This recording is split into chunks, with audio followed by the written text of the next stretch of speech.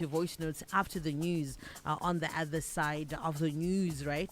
But let's get into soul food with the BMC Bishop Musa Kansola. Nastukutara ne nauye mweyo wenyoka. Bishop is the founder and senior pastor of City Gate Assemblies. Dr. BMC mamkase munomari. Wamanya radio. Ipapa chetapa. Uipapa cheta. Isakeke kombira maoko kai. Titende. Endaro. Komurika janiko. Mushi makasibera. Ndinosimba ini. How is Lewandowski? Aiwa, she's there. She was in South Africa. Magwana ma picture again. Foro gonya ikakwira kudai. South Africa. Aiwa, kuita kunga meno. Hakubelonga keep shining mwanaskana. Keep shining. Mweya wenyoka. All right. This topic is very, very complex. And I just hope God will help you to understand some of the things that we are going to be talking about. And I say a disclaimer. But this is something that you need to fully grasp and understand and pray.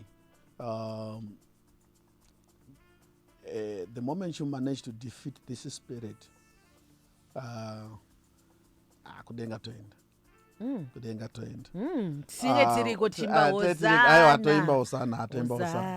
So this is scripture and dragoverengesa iri kuna Genesis chapter 3 pakatanga kuita a human being encounter with a snake. Iri kutera mumashure mekunge chiitiko chichaoneka kubhuku raRevelation chapter number 12 inotaura chiti zvino Michael akarwa nenyoka huru, that great dragon inonzi diabori naSatan, which deceives the whole world, or which leads the whole world astray. Right. So now this serpent inozoappear mugarden ndokutaura naEva ndokubva yamubvunza kuti ndizvo here kuti Mwari vakati musadya. Eva ndokudayira. Vanyoka ndokutora microphone ndokutanga kuparidza. Mharidzo yake ikava successful. Ika override mharidzo yaJehovha. Mwari ndiye anga akati musadya muchero uyu.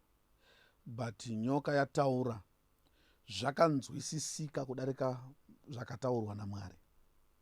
That's how subtle this spirit is. And verse 6 of Genesis chapter 3 says, when the woman saw that the fruit of the tree was good for food and pleasing to the eye, and also desirable for gaining wisdom, she took some and ate it.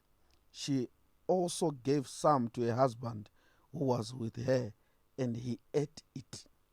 So in other words, nyoka yakasvika ikatanga kuparidzira Eva vhangeri kwete nyowani zvaaigara achiziva. Muti uyu vaiudressa every day, vaiuchengetedza, vachidya mimwe miti vasina problem. Svikira pauya mumwe munhu akatanga kuvaudza kuti kana vakambodya havasati, because havasati vatombodya muti uyu. Kusvikira Eva atenda kuti kuudya zvine musoro, akauona wakanaka mumaziso.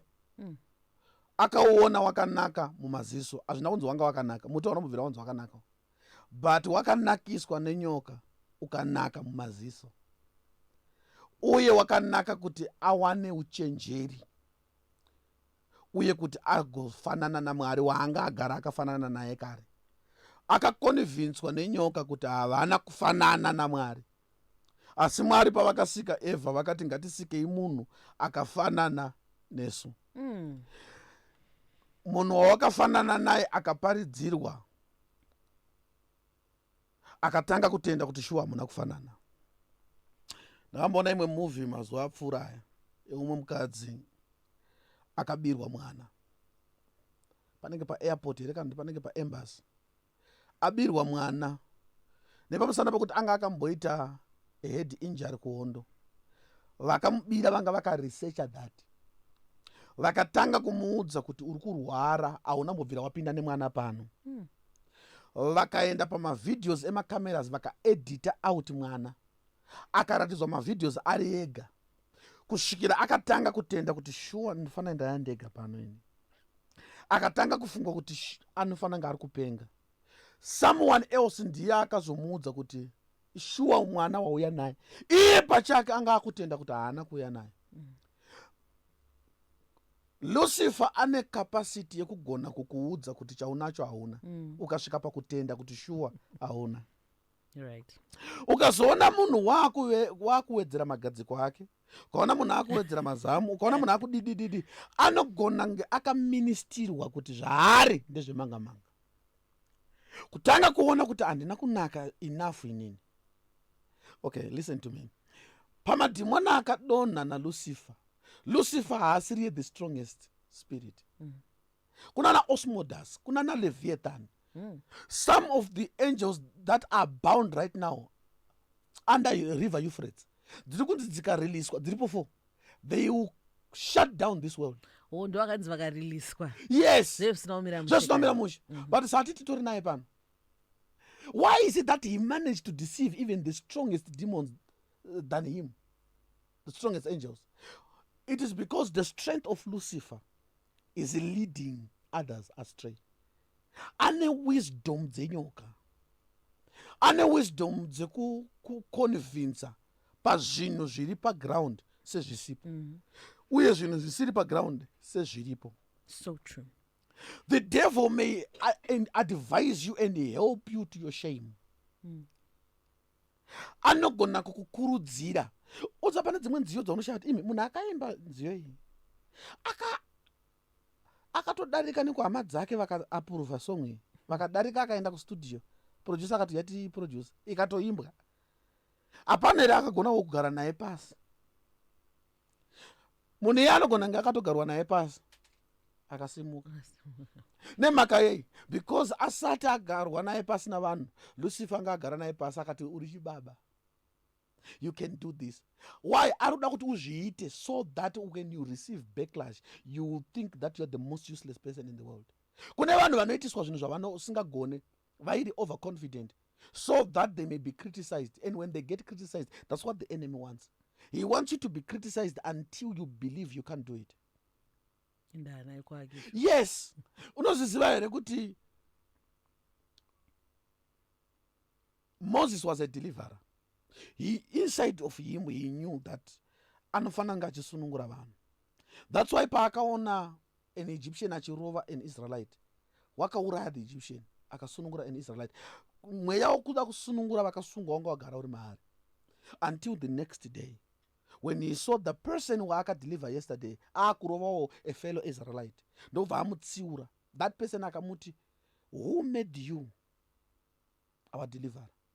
Ndiani akakuita mutongi pakati pedu? Uruda kundiuraya kani sekuuraya kwawakaita an Egyptian nezuro? He was intimidated and he ran away. Aita run away, God visited him later on, 40 years later. What did he say? He started fighting with God. Why? Maridzo yakaparidzirwa nemubi yake yakatanga kukunda yaMwari. Mwari vachimudza kuti go and deliver, akati handikwanise kuvadeliver. Nekuti kuna akamuudza kuti ndiani akakuita deliverer pakati pedu, akatenda kuti I'm not a deliverer. Saka the devil may push you into doing things early, so that you go to your shame. So you've already disqualified yourself. You have disqualified yourself. Akauya akakuti anditi wakaudzwa pepe kuchechi kuti you are a prophet. Start prophesying. Ndobva unotaura zvinhu zvemusoro wako zvisiri izvo. Munhu akati inini handizviziva chakati, handizviziva chakati, handizviziva. Kumakwenyu kune chakati apa kumba baba penyu abereki wangu. Zvimwe zvacho unogona kunge wakatorota kuti ndo prophecy yasimuka manje unoudza vanhu, and it's totally the opposite of what you're saying, and then it kills that potential in you. So I want you to understand kuti the snake ine capacity yokuuya kuzotaura newe zvinhu zviri paground, ukatoona sekunga hazvisi, Most people who left marriages want to go back. But ari imomo ainyatsoona kuti the only way kuti upenyu hufambe kubuda. Yes, everything chaaita was annoying, even laughter, even anything. Matsengero. Ndo chicho. Hakuna kana one chaira. My God, ndobva ndanzwa mumerera mumaoko mangu. Ndasiyana naye. Kunyazozoti handidi. Uchingobuda chete. Votanga kuratidza kukosha kwayo. Ende dzimwe nguva haina kutombokosha futi semafungira uri kuita. Ndiye akukupa that affliction. Pese ukangocheuka so vanhu vari kudanana. Ukangocheuka so vari kutsodana. Ukadai so kune majavha. Ukadai so social media. Ukovhura social media kune chiboso. Kune chiboso. You are like, but what happened to me? And that guy you left married another headache that is worse than you. But my photos are, it's like they are so much in love. They're perfect. And you are now depressed. A person that's not kosher, you can't perform well, and the devil is laughing at you. So I want you to understand that nyoka yakuti introduce panapa ise kutamba naye. Shinonzi ine capacity yekuita lead the whole world astray. The whole world. The whole world in over 8 billion people. But the venom of this snake inokwanisa kudakisa everyone. That's why you need Jesus Christ in your life. Amen. Wega iwewe vis-a-vis mkomana auswere. Listen to me. This serpent yandikutaura nezvayo inogona kukonzera kuti urote vanhu vanofana kukubatsira sema enemies.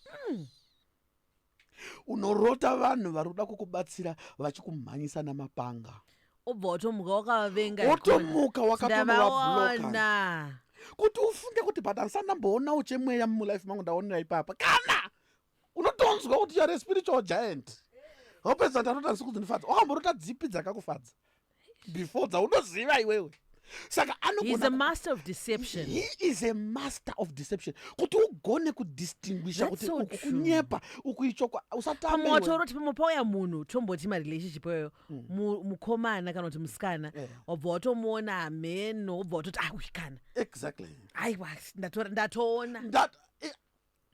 Kuti alright ngatitaure. Alright, marriage yako iyi zvairi izvezvi ikompare nezvaanga iri kurelationship. Unoita sekunge vanhu 2 vakazonochinjirwa pasitoro kandi musomaroro akazoya ari mukoma wacho.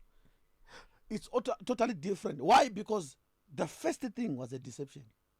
Listen to me. This snake is so subtle zvokuti inokonzeresa kuti instill something that is non-existent in you until it begins to exist. When the venom of a snake enters your bloodstream, it takes over. It begins to tear down your veins and your blood begins to clot. Venom yenyoka ikapinda msystem mako inoita take over the whole body. Your vision becomes blurry. Unotanga kurwera rute, you are no longer in control. Your respiratory system inotanga kuva nema challenges. Zvinhu izvozvo ndo zvinoitika kunyange panyoka yepamweya.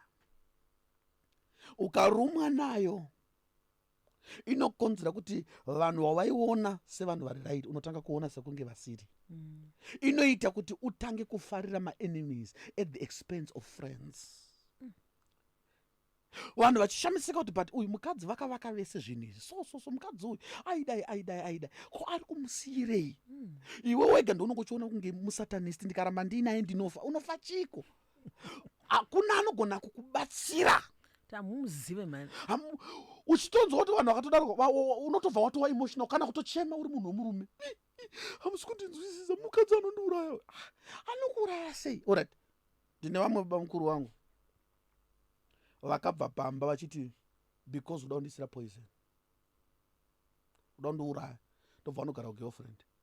But vanenge vachiuya manheru kuzodya. So vanouya kuzodya. What andirare pano because uda kundiuraya. Yes, something like that. Alright, try to talk to that person. kuti nai zviri kufamba because I think kufa kuna kwakawandira muchikafu than kuhope. Why is that mukufunga kuti kana marara ndo pamunourayika kwete kana muchidya? Woya nembe dzawo dzowashwa vodzitakura vodzokera nadzo. Nemaka muda kundiuraya. Ndikuzviziva. Unonyatsoona kuti munhu akarumwa. So munhu akarumwa kana mukada kumubatsira pazvinhu zviri normal haabatsiriki. Eva akatarisa the same tree yaiona every day. Akatanga kuona sekunge yakanakira kudya. Asina nzara. Akapiwa nzara naRucifer namashoko. Akaona kuti anayo. Unoziva here kuti motivational speaker anogona kunge akatumwa chaizvo naRucifer. Kwete kuti achiziva, haazivi. Anogona kukumotivata ukabva pabasa ukatanga business usiri ready. Ukatengesa the only car that you have. Ukavhura store yako. Yes. Why is that happening? Because you carry a multi-million-dollar business on your shoulders. So the enemy has to make you do it in a hasty, so that you lose the little that you have, so that you give up on business. Kuvasato kwacho kwake. Alright, anokusiya wakatakura fear. Zvimwe zvese unozoita wega. Iye anongokuratidza wega kuti you can't do this. So true. Yes. Kana uri munhu anonyatsobelieve in marriage. Munhu waunopiwa for marriage. Anouya kuzobvisa doctrine yese yauinayo. Ukasara uchinyatsoona kuti marriage is a fraud. Most people who are speakers on marriages have been fought marital wise. That's the area they have been fought, so that they may shut up. The enemy, alright, iwe unofunga kuti iwewe ungaone muroyi iwe mbuya vako achiuya muchimusha vachiti muzukuru ita zvakati. Do you know what witchcraft means? Witchcraft means sophistication, kuita zvinhu zvisinganzwisisiki. A witch will never appear in their original form to you unless you are highly spiritual. Even if you are highly spiritual, anotouya in another form. Wotozochinja because you prayed. Kana watombata uchinamata. Yes. Saka iwe unofunga kuti munhu wese waona achikumanyisa ndiye. Be very careful with this snake. The people that you blocked, are you sure they are the enemy? Or now you are becoming your own enemy? There are people that you have demonized. Are you sure they are the wrong people? Because wickedness is so subtle that the real people, vanhu vari right yachayo, kazhinji vanotagwa sekunge vakaipa. And vanhu vakaipa kazhinji ndo vatinoswedesa padhuze. So true. Because ndo vatinofunga kuti vakanaka. And vanogona deception. Because the enemy sometimes may change and look like the angel of light. There is a serpent in every person's life. And most people, under the influence of my voice, they dream either chasing or being chased by serpents or being beaten by serpents. Vamantomuka vane marks. Nyoka yawakaona kuhope in a representation ya vanhu vari panyama. Do you know who they are? You were beaten in a dream. Sometimes ukatomuka uchinzwa kuti ndinozonzwa ndarumwa panapa. Wakazofa here. Kana usina kufa, venom iyoyo yakaenda kupi? Wakazosangana here nayo nyoka yacho. Kana kuti nyoka iyoyo ishamwari yaunoswera nayo. And Mwari akatokuratidza kare kuti ichakuruma. So most of the times we have protected the serpent. Why? Because the serpent doesn't look like a serpent. To be continued. That's so true, hey. The serpent doesn't look like a serpent. We're also live on Facebook. You can go share this with someone. Dr. BMC Mwewenyoka. Baba, kunoda kubatai. Cheche pa phone +263 773 115 025 0773 115 025. Facebook page Dr. BMC. Services on Tuesdays like today, Tingetine Youth 5 to 7, and then Thursdays 5 to 7 midweek service, and then Saturday interdenominational services 1 to 3, and Sunday services 9 a.m. to 12:30 per new Fantasland opposite Eastgate, corner Robert Mugabe and Wayne Street, upstairs Cinema 4 Church, the Citygate Assemblies and Champions Online. God bless you. Thank you so much, Dr. BMC. Soul Food, we do this every Tuesday. Until next Tuesday, thank you for listening. Star FM, check a time with mine, 10 o'clock. Time for the news.